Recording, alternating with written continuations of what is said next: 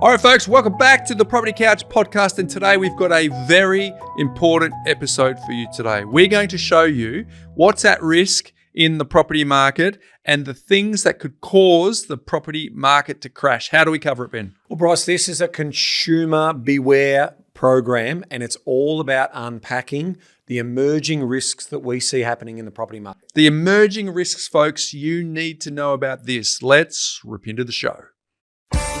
Welcome to the Property Couch, where each week you get to listen to two of Australia's leading experts. Bryce Holdaway, co-host of Location Australia on Foxtel's Lifestyle Channel, co-host of Escape from the City on the ABC, and partner of Empower Wealth Advisory. Ben Kingsley, chair of Property Investors Council of Australia and the founder of Empower Wealth Advisory, named the 2018 and 2019 Property Advisory Firm of the Year. Stay tuned as they bring you the insider's guide to property, finance and money management. All right, folks, welcome back to the Property Couch podcast. And of course, mate, here we are back on the couch. Here welcome we back are. To you. I'm loving this couch. Yeah, it's good energy. It's very isn't comfortable, it? yeah. It's like, for those at home, we set up our office back in 2015 with, Yes. What is it? Are we in 40 square metres here, 35 square metres? Something like that, yeah. And then we asked a friend of ours, friend of the couch, to come and help us interior design it. And then COVID happened. Yes. It sat here doing nothing other than gathering dust. Yeah, so then we worked out how to pivot and do it online. And then all of a sudden, that's with me living an hour and a half down the road. It was like that's. But I must admit, the energy of coming in here has been wonderful. So, and today we've got a very important topic. So we're going to talk a little bit of footy banter in a sec, but I just really want to frame up today. Sure.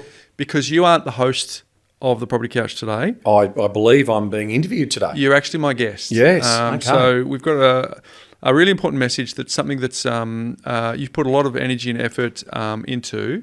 And so for the benefit of our audience, for the benefit of business that listens to us, for the interests of the property market in general. Sustainability of the property market. Yeah, it's really important that we have this conversation. So that's just the framing for today. So you're going to be the co-host with me just at the front. Yes. Maybe a little. All right. And I'll see if I can put my PICA hat on. So I just want everyone to notice Ben will have a different voice. His PICA voice is different to his property. It gets a bit more serious. And that's like what's banking property. So let's watch what that looks like. But of course, before we get there, mate. Yes. It's that time of the season. It is. It's where spring. So go on, get it out of your system. Look, we obviously had a good win. No false praise here about 302, by the way. Just hit me between the eyes. No, well, you're out, right? We're out. I mean, that's true, but... Yeah, Stingy just went, really? Nat 5. Yeah, I know, Stingy's like, well, it's tough, isn't it? Finals footy is incredibly difficult, and we just went to Adelaide and we got the job done.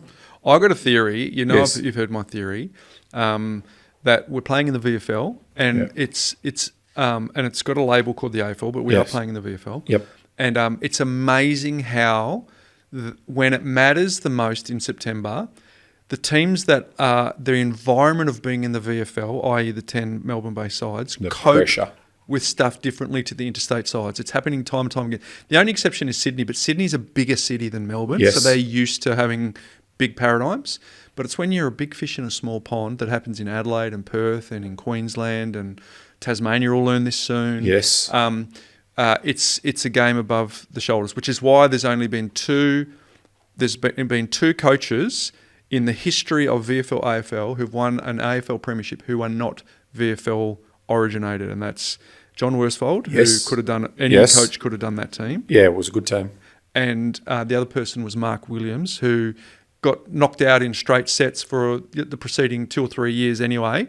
But outside of that, Lee Matthews, John Longmire, don't forget he's also the Malcolm captain Blight of Collingwood for many years, played in the VFL slash AFL. Yeah. But there you go. Well, so it's good stat. So it's definitely a VFL. So Fremantle, I think, struggle with being a big fish in a little pond, and then when they come into the big pond, they're a bit. They lose a check up above the neck up. Oh, I mean, my comment just generally around the top 6 to 7 sides for the year. I even look top 9. I mean, for the Dogs not to make it with 14 or 15 wins or whatever they had, it just goes to show you that the top teams are just miles ahead of the bottom half of the ladder. And so, look, anyone on their day, like, we're sitting here recording now, we'll, by the time the Pies play next Friday week, there'll only be 4 teams left. But I can make a case for Geelong winning it. I think they're the favourites, and rightly so. I can make a case for even the Hawks having a stellar run if they get over Adelaide in Adelaide this week. So I think they will get over Adelaide this week. It's about the moments, to your point. It's about owning the moments and the pressure in those moments. So definitely. So it's a game above the next. So there we go. Yep. For the record, I think it's a Geelong Collingwood grand final. Okay, we'll see how that rolls out. Hey, there's a webinar that you're doing, Ben, yes, around New South Wales and Victoria planning laws. It's an update. Yes. That's happening on the 23rd of September at 7 o'clock. Tell us about that. Yeah, so we'll put some details in the show description so you can register for that. But we've got a gentleman by the name of Rob Flux. Now, Rob has over 20 years development experience and runs a development network. In fact, we'll get him on the pod one day soon. And so there's been an enormous amount of changes that will make for the attractiveness of developing in both Sydney and Melbourne markets, and a couple of those legislative changes, the planning changes. So we're going to take a bit of a deep dive into those to see what they look like for those people who want to take an active role as opposed to a passive role in investing. Rob's our man, so we'll get him on. He's also recently joined the PICA board as well. So we also get his wealth of knowledge in terms of how he sees the market. And I think what a lot of people don't realise, and this is probably good context for our community, is there was a recent summit, an AFR, Australian Financial Review Summit on housing, right? And it had everyone there. Like, it had obviously the federal government's minister, Claire O'Neill, was there, and all of the big end of town, the Mervacs and all of these big players there. Guess what, Bryce? They create about 6% of the supply each year. The bulk of the supply actually comes from the smaller builder developer. And so the point I'm trying to make there is they have these big focus groups and they talk inside, the Property Council of Australia and all these type of things. But literally that the market is made up predominantly cross-section of voices. Thousands and thousands of these small developers who produce a truckload of the stock each year. So how do you get their voice heard? And Rob is obviously doing a good job of doing that. And when we get him on the pod, we'll talk more about that. Okay. Well, let's pivot to today's episode. Yes, let's do that. And it's again just reframing. You are here as my guest. Yes. You are not here as the co-host of the Property Couch. So, and for those who are new to our podcast, Ben, you are the chair of PICA. Yes. Just someone who's listening, though, maybe 10 episodes deep, and they don't even know what that is. Tell us what that actually means. So we're the Property Investors Council of Australia. We're a non-for-profit association, and we work in the interest of the 2.3 million individual property investors across the country. And so we have a member base of over 3,000 people. You can join that membership.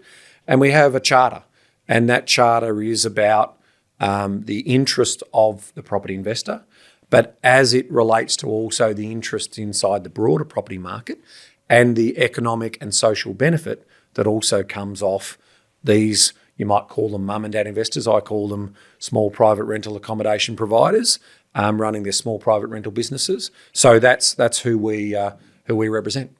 So it's kind of on the back of what you just said before about a certain portion having a voice that only represents a small percentage of the population. You're trying to actually create a centralised voice for a very decentralised sort of investor community, right? Correct. I mean, at the end of the day, when you hear politicians talk about vested interests, you hear them talk about in real estate around the real estate agent and those types of people, the property managers and their vested interests, the buyers agents and the property investment advisor businesses.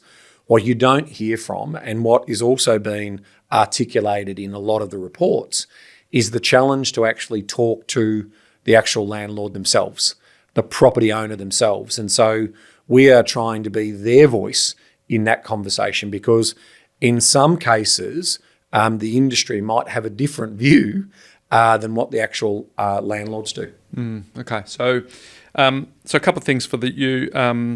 If someone wants to join PICA? How do they do that? Just go to pica.asn.au and just basically join. Your membership for individuals is $25 for a year, or I think $100 for 5 years.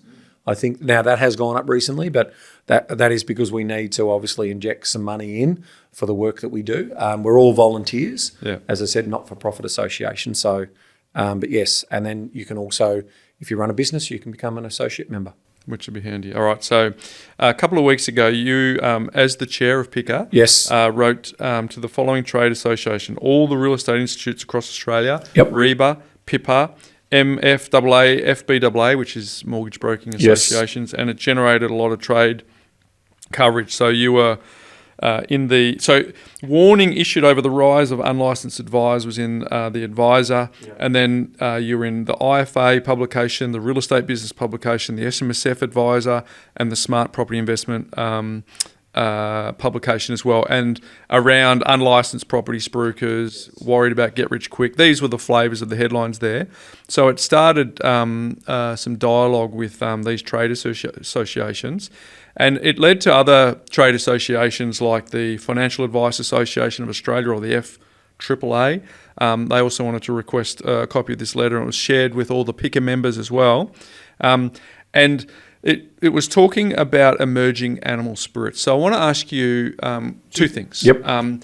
One, why did you send it, and what was the response like from those publications? And two, I think the animal spirits is an important frame up for this, because it's if our listeners understand why that term is, its history, its origin, and why it's important around this narrative. Yeah, so the industry has been very positive. So I've been really pleased with the reach outs that I've been getting. Naturally, one could argue that we probably could have given forewarning, because obviously the media picked up the story off the back of the media release that we also put out there. And so on the whole, Bryce, you might say 90% of the industry do the right thing. And they're really professional in terms of what they do, but it's potentially that bottom 5 or 10% that put the industry at risk from a reputational point of view in terms of doing the wrong thing or self-interest thing. So obviously their eyes and ears have pricked up in terms of having dialogues around that. So I'm pleased to say that I've been in conversations with the different leaders of those associations, and now starting to provide some of the evidence around the information that we've gathered as part of that particular story. So that's good. Now, in terms of the animal spirit story, that is what happens when investors get in front of their skis. Right? They're leaning forward. They're thinking they're downhill skiing. They think that there's easy money to be made here. And the reality is that when you create environments like that, you run the risk of having serious consequences in the market. Let me give you an example. This is the one I like to use more generally for the broader community. Electric scooters, Bryce. If you had an electric scooter 2 or 3 years ago, and you were less than 0.5% of the population, and it was being tolerated, and they was potentially being introduced on the streets of our bigger cities, and doing the right thing. The problem with it is when it becomes more mainstream, and when people start to tinker with their throttles and so forth to make them go faster and things like that, problems occur. So we've seen obviously a rise in serious injury as well as death. Just recently, last month, someone in Rockingham was hit by someone, running fast on their scooter and killed that particular individual, that lady. And so now we're going to see regulation come in. And depending on how much impact that's going to have, it could really stifle that, the development or the develop. So that's what I worry about. I worry about if we get too far in front of our skis, and we've got a social license at the moment. And so, to be able to provide rental accommodation, What do you mean by that, social license? Well, the social license, let's say, here's a couple of other good examples. In Spain and, Barcelona, the locals are just fed up with tourists. And we're also now starting to see that happening in Queenstown. And so if you don't accommodate the needs of the community, then you lose that social license. So ultimately they ban short stay accommodation, and then they limit the number. so they're trying to limit the number of activities. So they regulate out that particular thing. And there's obviously different ways in which they can regulate things out. So at the moment, we have a social license, and it's important economically and also socially to provide this level of accommodation with the growing population that we've got. But that could be taken away from us if we impact the market too greatly. And that's my worry in terms of the animal spirit story. Okay, so I did a little bit of research for our community. So you know that this was John Maynard Keynes. It was in his original theory. But what are the 5 animal spirits? It's animal spirits encompass a range of human emotions, including optimism, pessimism, confidence, fear, and uncertainty. So that's the practical meaning of what you're talking about with, and you're going to. Yeah, he made it famous in his book, right? He was an economist. And what he's talking about there is that we can have irrational exuberance. And so we've seen that in different marketplaces. We've talked about tulips. We've talked about, ostriches and all of these types of different. Well, you're going to show us another one a bit later on today as well, which plays into that. And a recent case of animal spirits getting ahead of themselves. And that's what happens, potentially where, at the moment we're seeing a lot of obviously marketing and advertising, which we'll get into as part of the letter. So what we're going to do is we're going to unpack the letter that you sent. Yes. And we're going to bring the letter to life, Ben. And it's as a consumer warning and a trade warning message. So, because in short, here's what's at risk, right? Yep. Here's what's at risk. Consumers getting burnt. The property market at large, prices getting ahead of themselves. You just talked to that point. The trusted reputations of professionals in the industry. Yes. And the risk of what you just talked about in terms of Spain, the risk of over-regulation or overtaxing by government regulators. So that's really important. So let's get into it. So I'm gonna read a few bits out. We're going to provide some commentary. But the people who should listen to this today are anyone who is a property investor. Yes. Anyone who's in the trade. Anyone who's a potential property investor, and anyone who actually has property as part of their life, Ben. So if you're not a property investor, you're not in the trade, but you have a roof over your head, this still impacts you if we get it wrong. So it starts with unsustainable, speculative, law-breaking, self-interest behaviours re-emerging in the property investment sector, putting consumers and the marketplace at risk. So I'm going to set this up, Ben, and then we'll talk to it. As for the not-for-profit member association representing the interests of property investors, our charter promotes, amongst other things, the long-term financial and social benefits of investing in residential real estate, as well as the importance of a sustainable property marketplace. That's important why we underline it. The adequate supply of rental housing in Australia is essential on many economic and social fronts, such as accommodating newly arrived immigrants, facilitating workforce mobility, and promoting personal housing choice, among many other needs that private rental accommodation provides. A healthy and sustainable rental market should at any point in time accommodate around 30% of the population.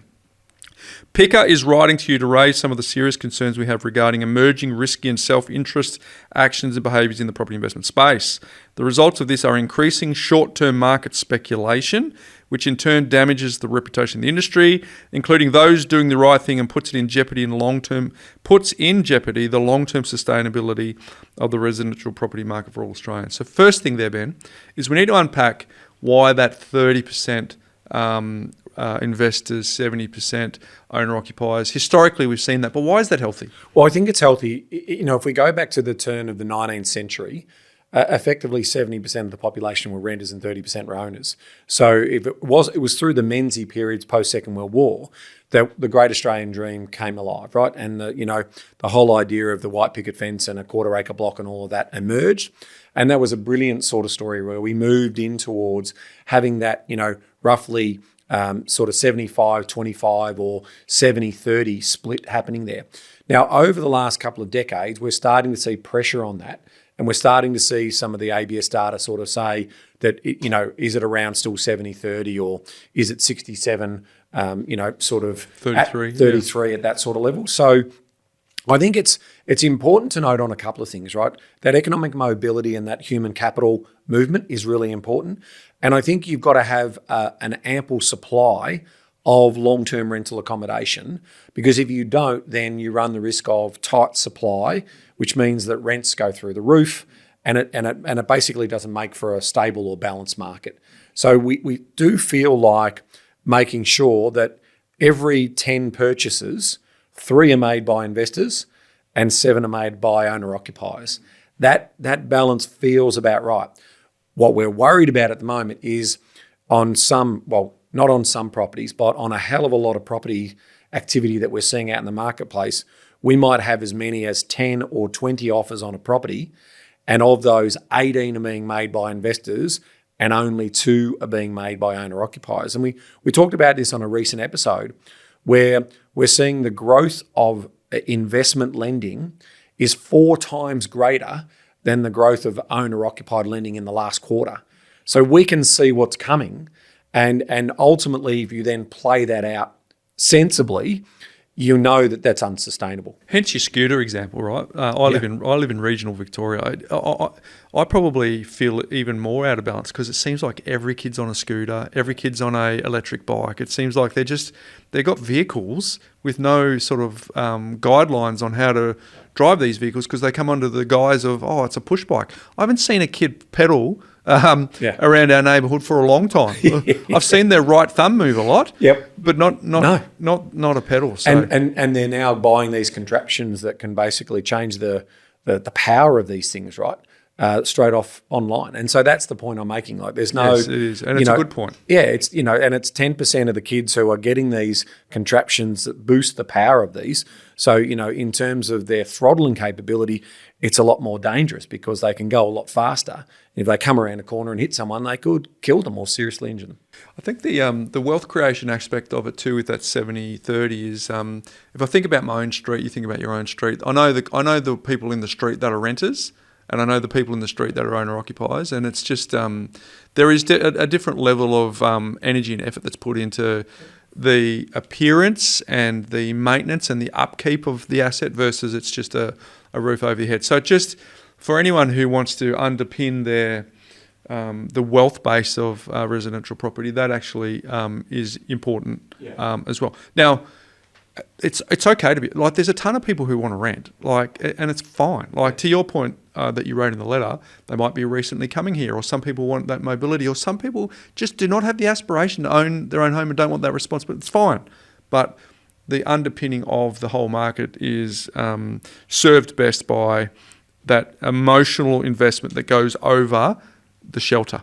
It's the display of status. It's the having the friends over. It's all of that it encompasses. Well, but and again, that's part of that social license that we run the risk of losing. That if we lock out the bottom end of the market in terms of being able to buy their first home, then that's going to have political consequences.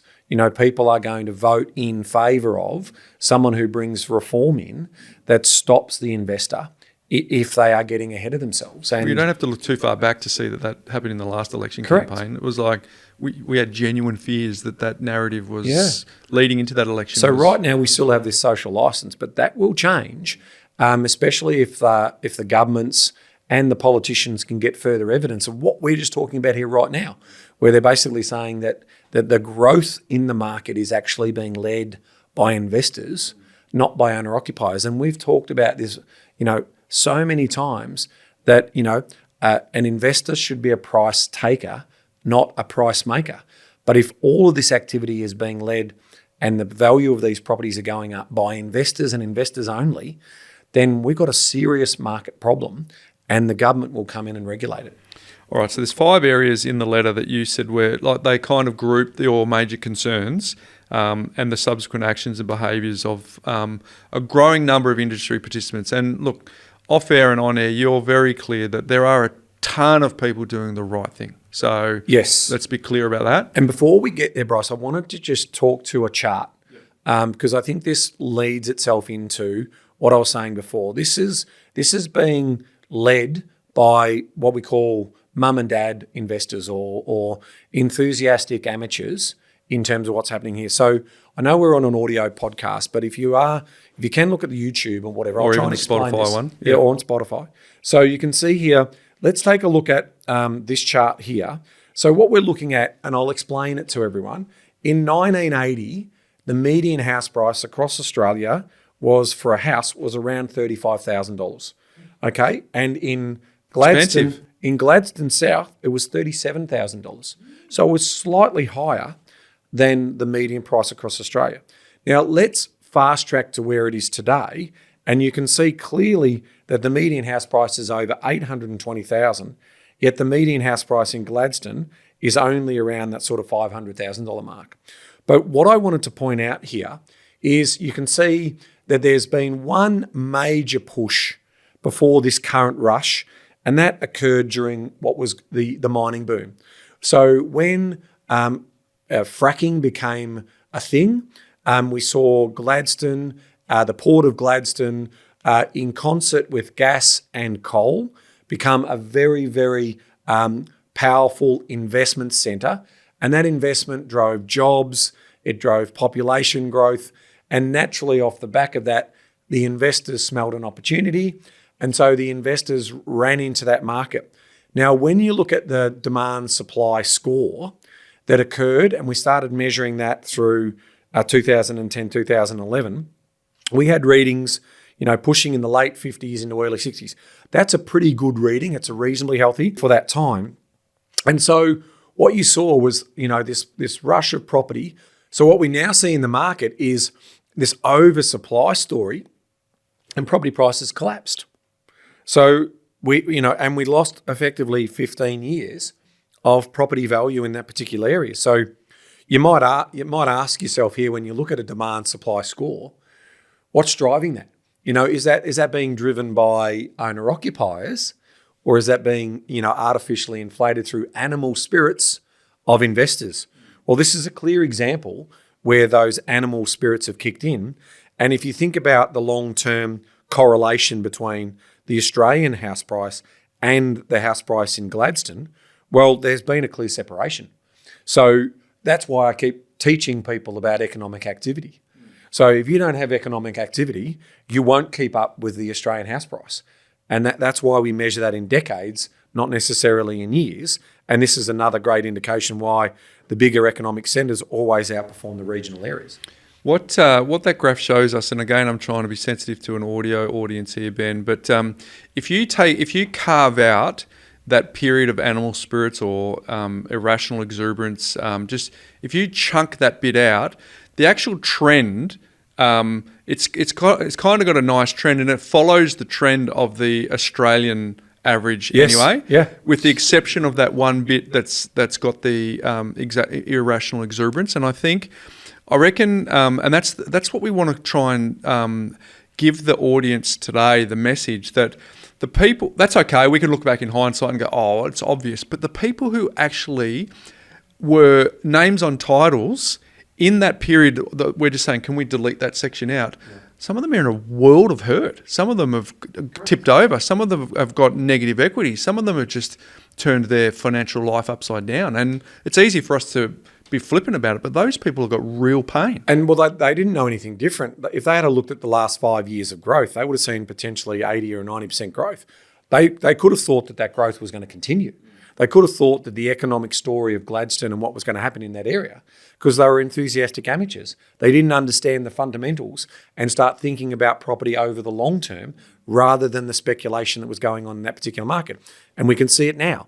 This is my point. We're starting to see speculation in the market where if you think about the long-term fundamentals, who's driving that? Is that being driven by economic activity and population growth in Gladstone?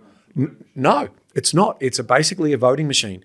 And so where that ends up and how that's ultimately judged through the weighing machine is going to be determined by economic activity, as opposed to everyone got in there because they were excited by the rental yields and they were excited by the cheap price compared to the capital cities.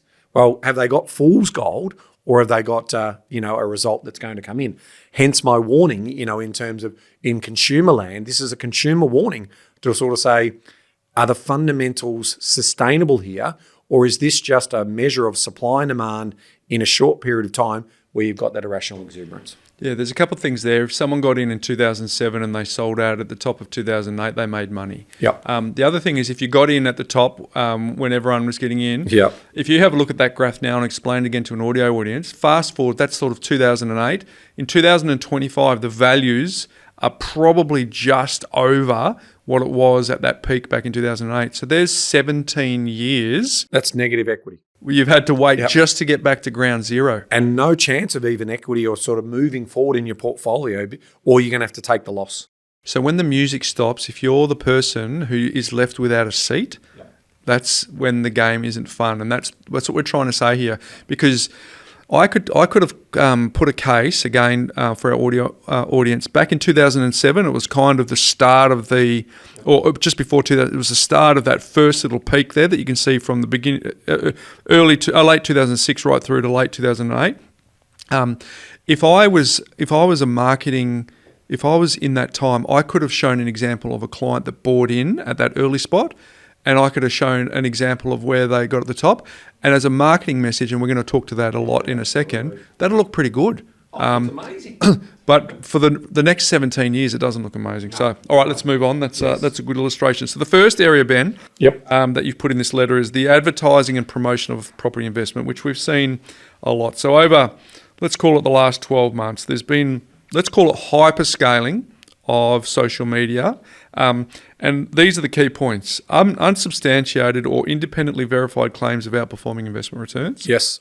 Buying in entity structures such as trusts or self-managed super funds, tax incentives, and get-rich-quick messaging. So PICA is really concerned about the nature of this messaging, Ben. So can you talk to those points? Well, I can, because the reality is that when we think about financial services, Bryce, there are rules and laws that prohibit this type of activity happening in what is classically referred to as investment markets, right? So when we talk about investment products and financial products, financial planners can't do this. They can't pick a stock like Nvidia and say, or Amazon, and just basically say, look at the amazing result I got, and cherry pick that particular result and take that to market so they can attract new people coming in.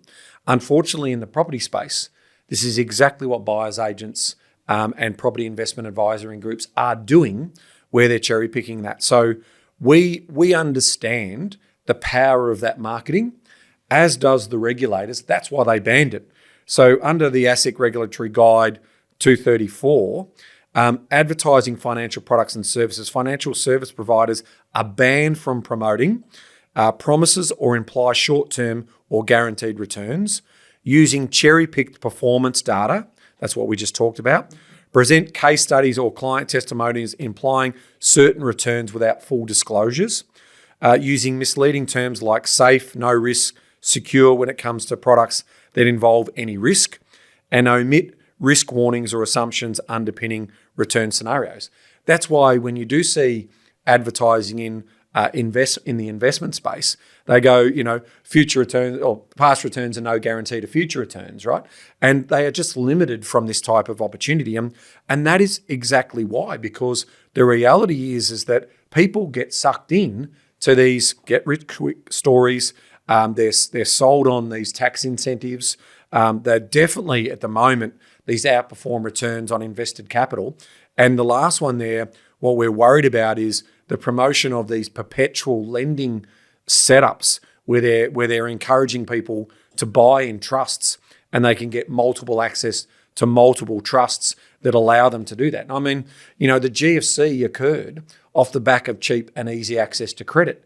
So we do know that if you give a retail investor this type of access, they don't understand the unintended consequences. They don't understand the risks that are being involved, and this real estate community also doesn't understand it. And so, they are potentially complicit in the understanding. And I promise you that most of these people have no clue about this regulatory guide 234 in terms of what they can and can't say about the market. Let me give you two frames here. Let's talk to the cherry pick scenario. I think this is important. Imagine if I am the first frame is the advisor, and I put that in inverted commas, Ben, and the second frame is the investor. Yep. Investor one and investor two. I can show you how 2 out of 3 of those people can be benefiting, right? Now, first of all, I'll show you how investor one benefits. They buy, if we go back to Gladstone again, I'll explain this. If someone in Gladstone had bought in late 2006, by the time we got to late 2008, that investor number one has got in at the bottom of the peak. Yep. And let's say they sell at the top of the peak, right? They had a win. They had a win. Now, the advisor who got them in also had a win because they their ego's being inflated because they helped them get that, and two, they got paid to do it. Yep. What about investor three who comes in and buys at the top of that little peak? Yep. The problem is they've now just spent the last 17 years just waiting to get back to the top. The advisor, tick, win. The first investor, tick, win. The second investor, massive loss. And that's the challenge with cherry picking, because the actual result for the advisor and investor one is being used to get investor three to come in, investor four to come in, investor five to come in. But the only person to get that return was investor one. Investor two was the person who crystallized that result, but in 3 and 4 don't get that. And that's why we worry about it from a regulatory point of view, because it creates a herd mentality. So let me give you an example of a recent case out of America. So Reddit is a very popular platform where people, day traders and retail investors can get on there and effectively talk their book. Right, and so this is banned for professionals, practitioners, stockbrokers, and those types of things to effectively pump and then dump potential stocks. So this is GameStop. Now, GameStop is a retail shop that offers all gaming equipments and video game consoles and the like. And you can see in September of 2020, their share price was $4.98. They were not profitable. They were closing down stores. And then, in December of 2022, as the momentum started to build and the finfluencers and everyone started to get in there to potentially gamify it, it had moved to $19.46. But then it took off in January, right? And it moved up to $347. Now, when you actually look on the US markets data set, it only shows that it went to $80. Like, they've actually tapered the run that this particular stock had, it had a peak of $347, and then had a second run up to 15x. Yeah, in literally 2 or 3 days, 36 days. Yeah, 2 or 3 days, it just took off, right? Yeah. And if anyone follows the markets, this was the only thing everyone was talking about.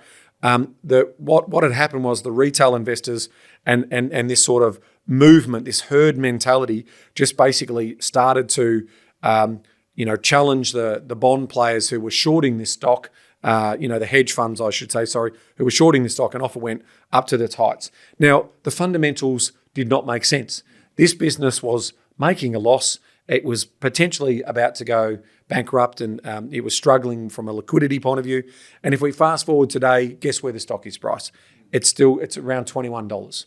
So it's had this. Now, to your point, if I had heard about this and it was at $200 or at $300, and I'm loading my money into this stock thinking this is great. Well, this is total speculation, right? And the regulators did step in, and the guy who was sort of leading the charge on the Reddit platform was investigated by the regulators and giving a speeding fine and all of these other things, because they understand that this type of behaviour is total irrational exuberance, and it's animal spirits, and it can cause all manifestation of losses. All those people who got in at $300 who thought it was going to $1,000 have lost potentially their life savings, right? And not understanding what they're doing. It was literally gambling in terms of that story. So it's just important to remember that we can't afford that. So if we go back to the Gladstone example and we see the run that it's currently on, I mean, that type of speed in which it's running, you've got to ask yourself the question, who's driving that story? Is it investors with irrational exuberance and, their amateur nature of how to invest? Or is it owner-occupiers and first-home buyers who are coming into that market? And I can almost guarantee you that it's investors. And so, who's going to be left? When is the baby going to be thrown out with the bathwater? When the tide goes out, who's going to be swimming naked? Well, it's going to be those investors who thought that this was an easy win, because they've been told by these property spruikers and these buyers agents and these investment houses that this is easy money. Unfortunately, what we don't like about that is that there's no regulation stopping them from doing that.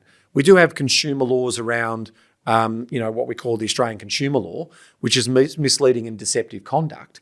And so we're trying to also highlight that that's one area. But these people who are doing this are potentially acting by giving financial advice. Morgan Housel says it best. He says, history doesn't repeat itself. People repeat history. And all you need to do is have a look at the peak from bottom to top for that that happened in 2006. Yeah. It's got this. Every other part of the graph is, it's ugly, but it's got no sort of huge outliers. But there's two outliers. It's the most recent outlier and the one back.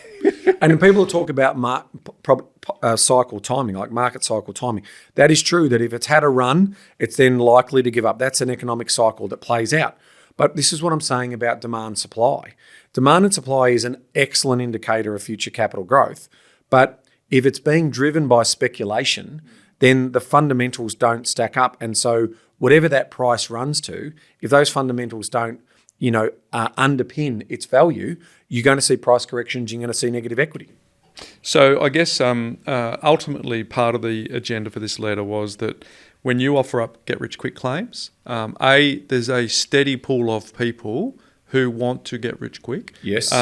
Which leaves them very susceptible and vulnerable to these fall prey with these aggressive claims. So the intention of the letter is to just remind people, GameStop, Gladstone, insert any lesson through history. The trade association should let their people know that we need a sustainable property market, not a speculative market.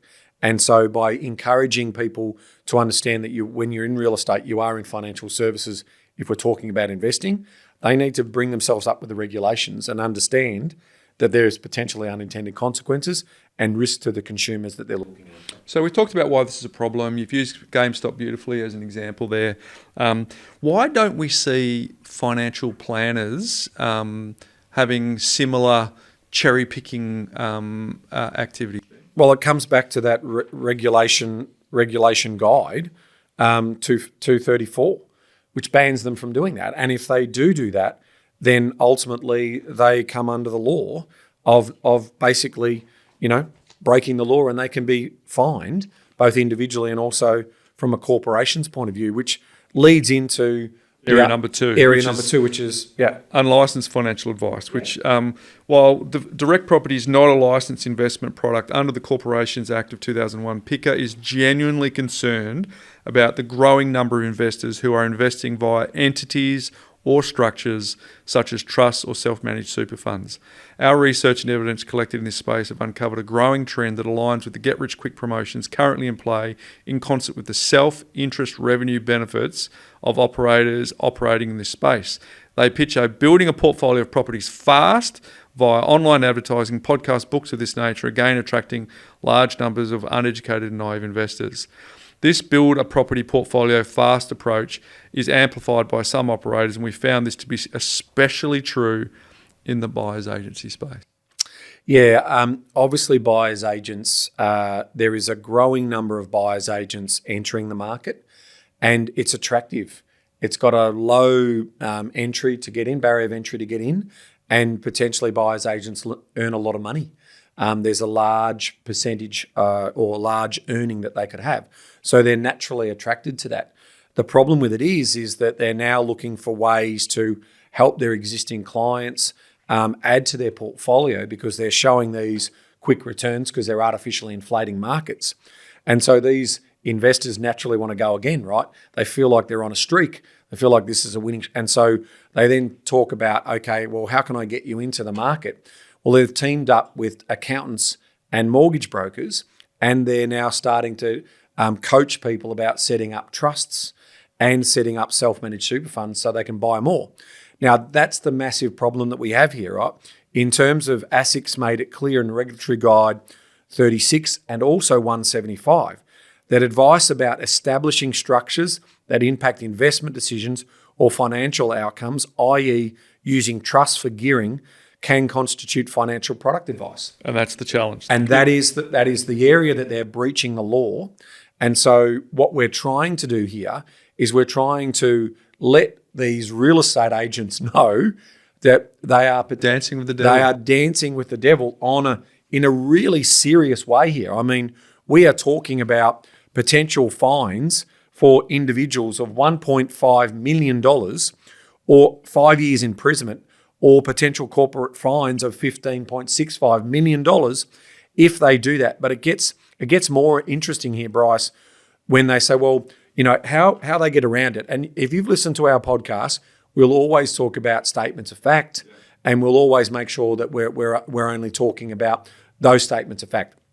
But what we're seeing happening on podcasts and through this social media stuff is that they're using this sort of, did you know you can invest in property through a self-managed super fund? Or did you know you can set up multiple trusts, like this perpetual lending model that they've got? What they're doing there is they're giving what's referred to as soft advice or the facilitation of advice.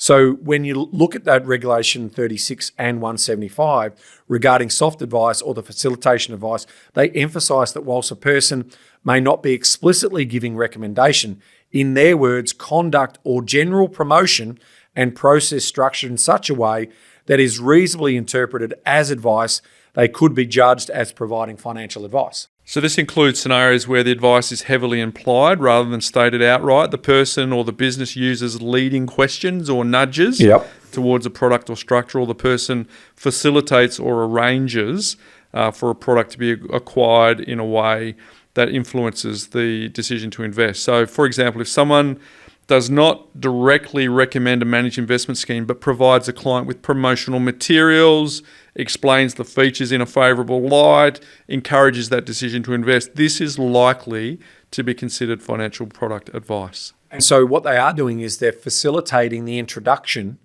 to the accountants and the mortgage brokers who do this lending, who have also got self-interest, like they're going to pick up the accounting work, or they're going to pick up the lending work.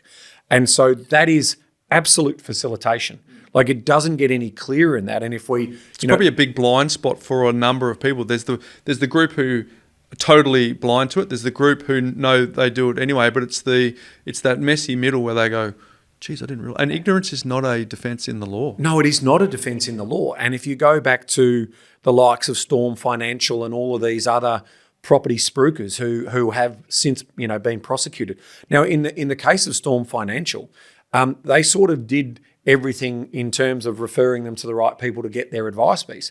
That's exactly why ASIC wrote these regulatory guides to say, but if you're facilitating that, if you're promoting or heavily implying that. And so we are absolutely seeing podcast recordings now where they're sort of saying there are 4 ways in which you can invest in property. And so if that's not implied, or if that's not giving that guidance, and if those people reach out to those buyer's agency business and they refer them to the accountant to set up the structure, or the solicitor. I mean, we had an example in our business recently where, the client came in and said, our solicitor's setting up this trust structure. And we said, well, we're not going to do the lending for it.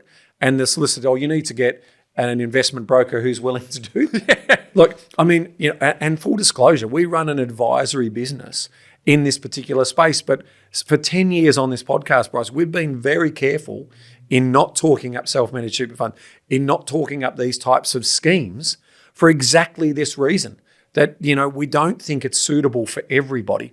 We think it is speculative in nature, and it's artificially inflating property prices across this country. And we want to end up on the right side of history. Yeah, and it's unsustainable. You can't have 7 in 10 people as investors buying properties. It's going to end badly, and it's going to end badly through people getting hurt financially, or the regulators coming in and basically stamping out the practice and potentially impacting the broader property market. So the letter states this, Ben.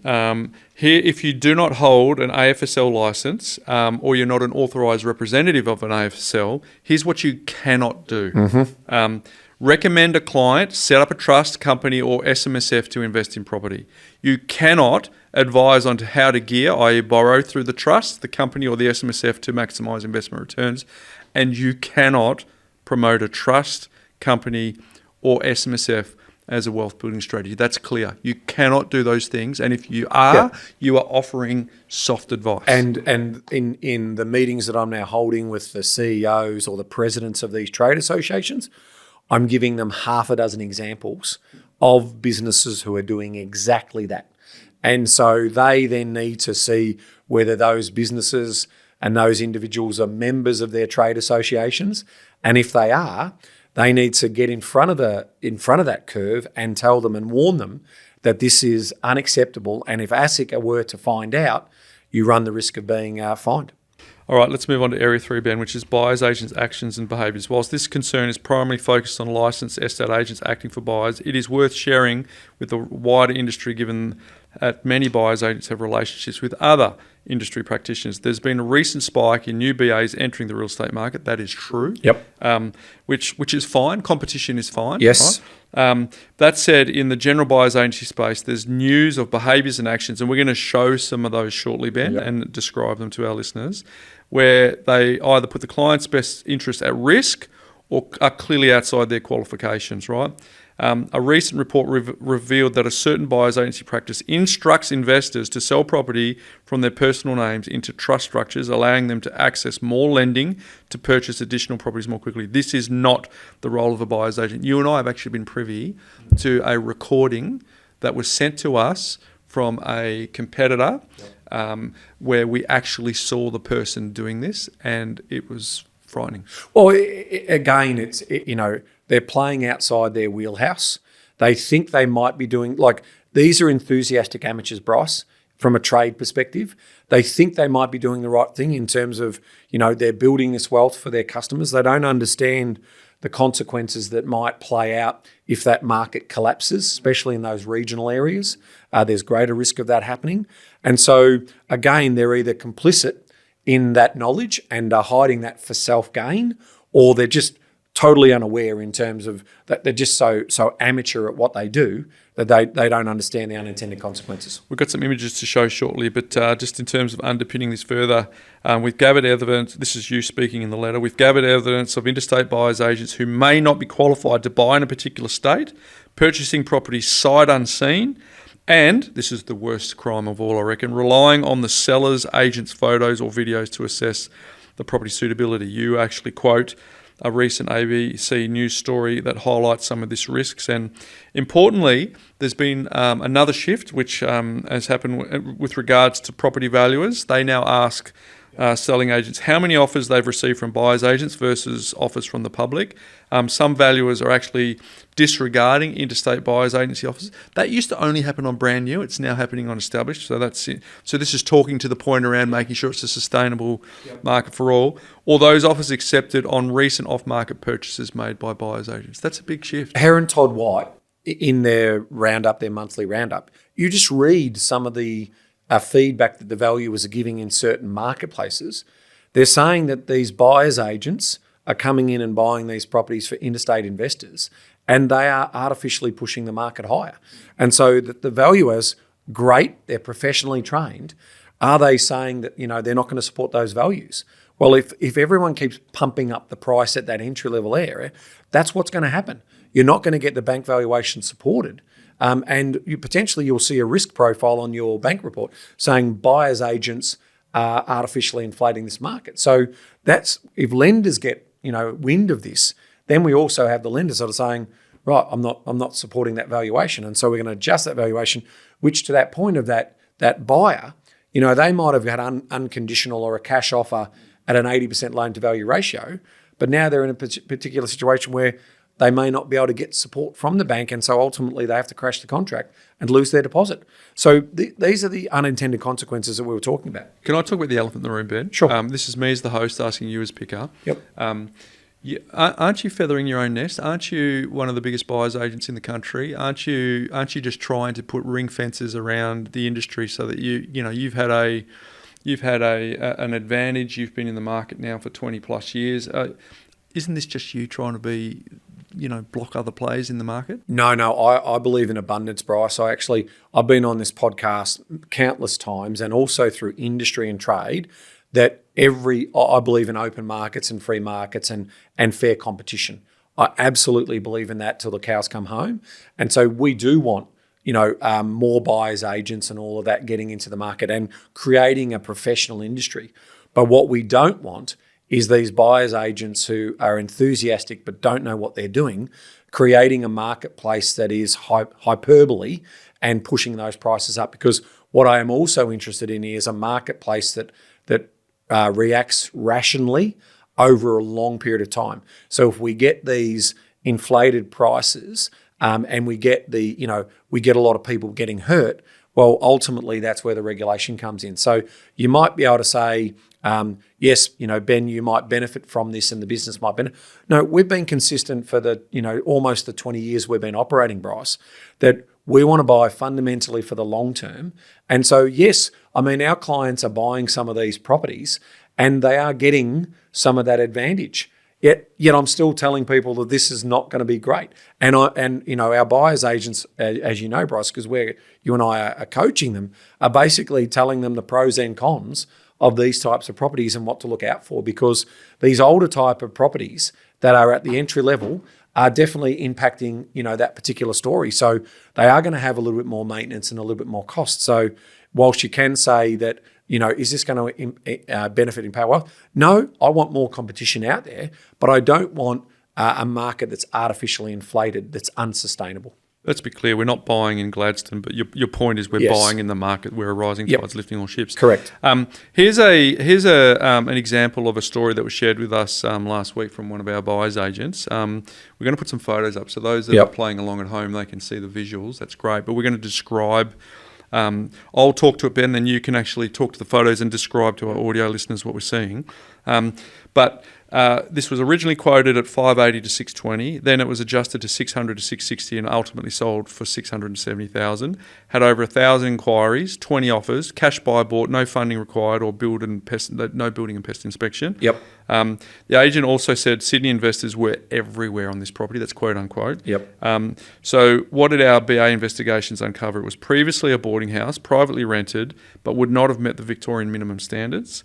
It didn't have approvals for all the bathrooms. It was a complete maintenance disaster.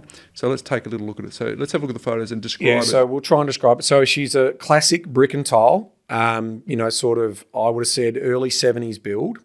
Originally promoted as a 4-bedroom house, and to that point, the boarding house meant that it had the 3 bathrooms. So it was originally being let privately per room, but to the buyer's agent's point, it did not meet minimum standards in its current condition that it was in.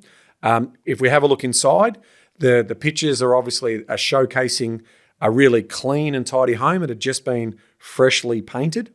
And then you've obviously got the bathrooms, which look modern and renovated reasonably recently. So if you went through the slides online, through the real estate portals, it's reasonable. You'll be like, why aren't I putting offers in on this property, right? And so hence why there was so much inquiry, because originally quoted at 580 to 620 and then quickly moved up and to that. Quote it low, watch it go. So we sent one of our buyer's agents in to have a look at the property, right? So straight away you can see that there's rotting underneath the deck that they put on top. So effectively the foundations of the deck are rotting, and so you'd have to ultimately replace the deck. It was reported to be very spongy, but still looked all right.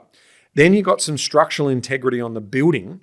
So you can see here that structural integrity, that is serious brick movement under one of the windows there. You've also got plumbing that's been cut and pipes left exposed as they would have done that maintenance. You've then got the plumbing underneath, and look at the wiring, Bryce. Look at the. I mean, we're trying to explain this on audio, but just imagine your wires, for your electrical, are basically running along the ground in certain parts. Looks like the lights wrapped around your Christmas tree. The plumbing isn't stabilised; it's just basically placed on the ground. You can see there that there's been some. Repair work done on some of the brickwork where potentially there might have been an access, a roof access or whatever. Then you've got all of the fly screens, and look at the condition around the back of the house. And what people wouldn't have realised from the photos, that the back of the house is actually a weatherboard in terms of that extension piece on the top of that. Then we go into, cracks and unfinished work and fittings around that area. Just Got lots rotting, of maintenance is the category that we're lots talking of maintenance to here. here. Look at the fascia, rotting fascia in terms of that. So that would all have to be replaced. Look at the mould that you're also seeing underneath that eave in terms of that. And then you've got broken glass windows that wouldn't have come up in the pictures. Look at the tiling on the shower there. I mean, obviously you can see that the mortar has been removed on that, so that would have to be all repaired. And the ducted heating system didn't work. So a quick inspection in terms of turning that heating and cooling on. So your ducted system, that's several thousands of dollars for the ducted system in terms of that. So straight away, if you're an interstate buyer and you're using a buyer's agent who is going to get video footage of that house, what is that selling agent going to represent that house like? So I'm sitting here now, and if I'm that Sydney buyer that's just paid $670,000 for that property, I'm at least in for 20, if not maybe $30,000 or $40,000 in repairs. The garden needed maintenance and tidy up. The sideways were all very, very messy. Like it is an asset that we would pass on every day of the week in terms of that. But what was it sold on? 4 bedrooms, 3 bathrooms, a really high rental yield. And so an unexpected buyer from interstate buyer's agent has basically bought that property. So the key takeaway there, folks, is if you're getting conflict of interest as your source of information, i.e. a selling agent giving you photos and walkthrough video, that's not going to work. Hey, we could actually double click on that for a long time, Ben, but we've got a bit more to cover. We do. Area 4 in the letter is risk of short-term speculation leading to the trading and commoditisation of residential property. So I think the hyperscale and aggressive marketing of property investing, combined with the growing level of unlicensed financial advice promoting investment vehicles and schemes, risks turning property into a speculative traded commodity rather than a long-term private rental accommodation business, Ben. So there's a couple of bullets you spoke to. I'm not going to read them all out. Yep. Price speculation, financial system instability, social license, regulatory reform. You've talked to a couple of these points already, and the last one is tax reform.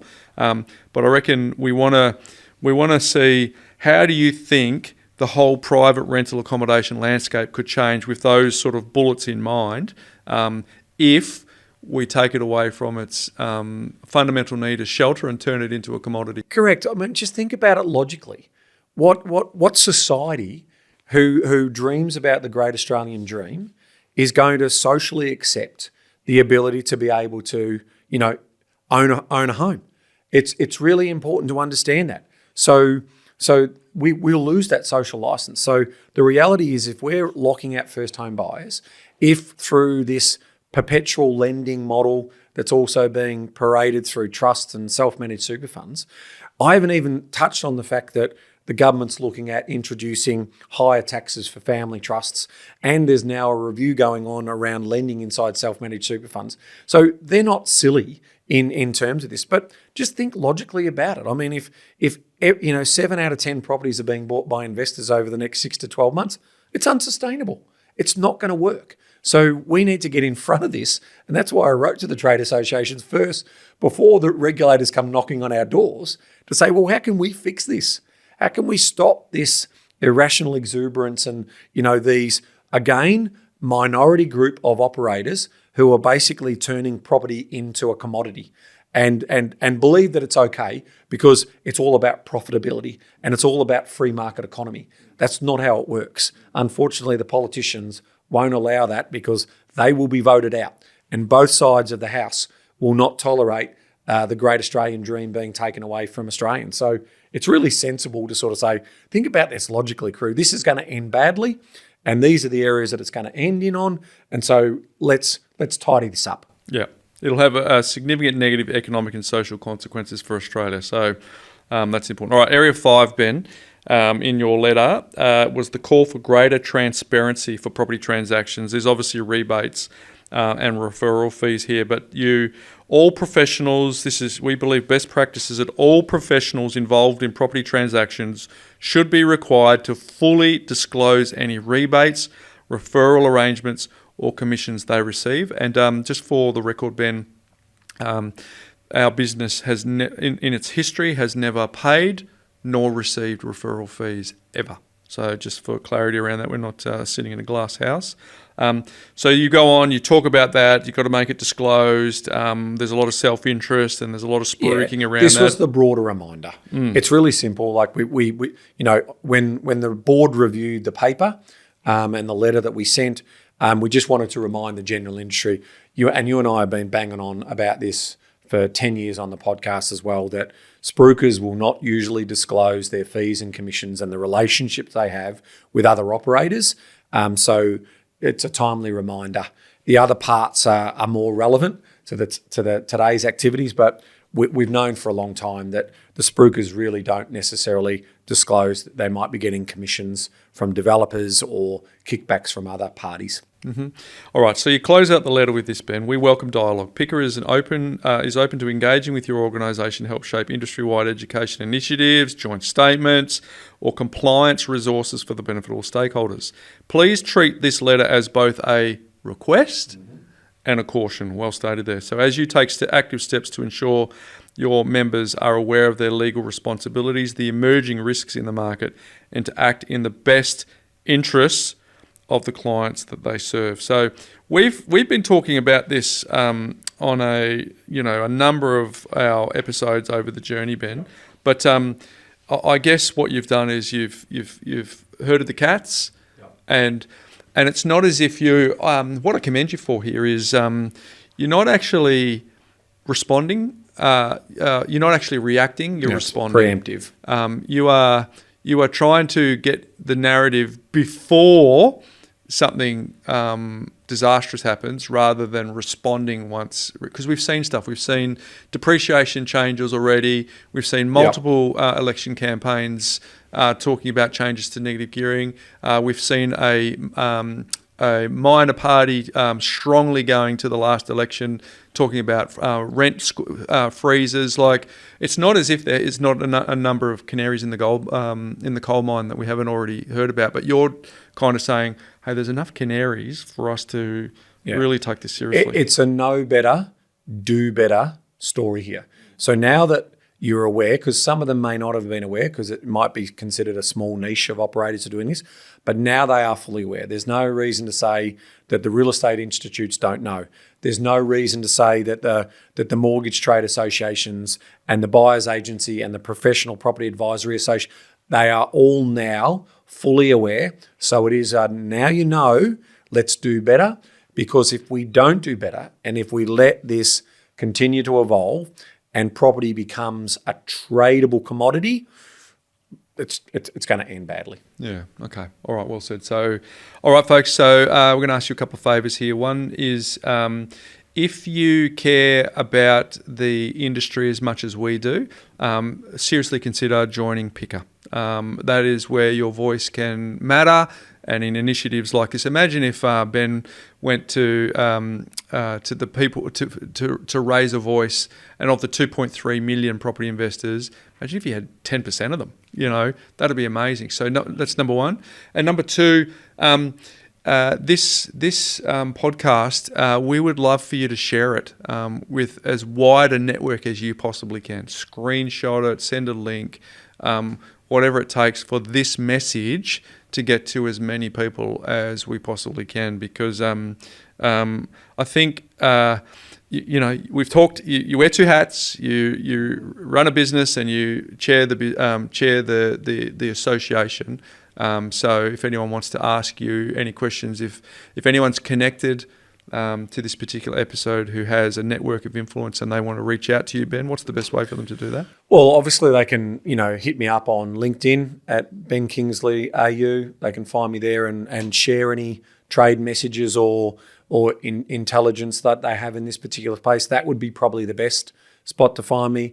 Obviously I'm on Twitter as well, where you'll see that type of thing. Or they can find me, Bryce, on my email at PICA, which is bkingsley@pica.asn.au. So that's pica.asn.au, and certainly share some of that information.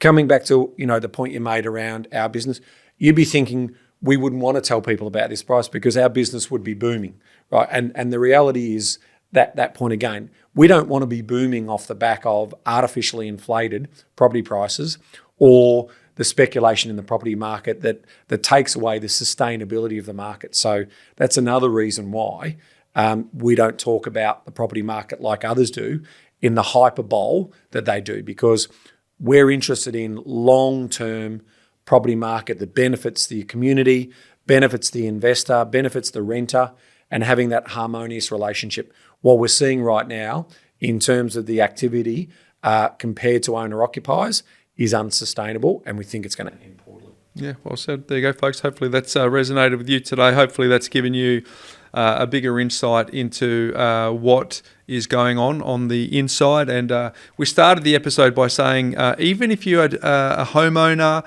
or a renter or someone who's not actually interested in the context of being a property investor, it still impacts you, and hopefully we've demonstrated how that is. So again, if you saw value in this episode, folks, and you've come this far, if you could screenshot and share it with someone, text it to them, send it in your WhatsApp group for people to listen, we'd certainly appreciate that. But mate, it's been interesting talking to you in this context, mate, in terms of changing the frame. You certainly, with the exception of the top of the show, you've had your serious voice on, which is, and if they want to read the full letter, it's also available on the website. So you can just go to the blog on the PICA website, and there'll be a link. The link in the show description.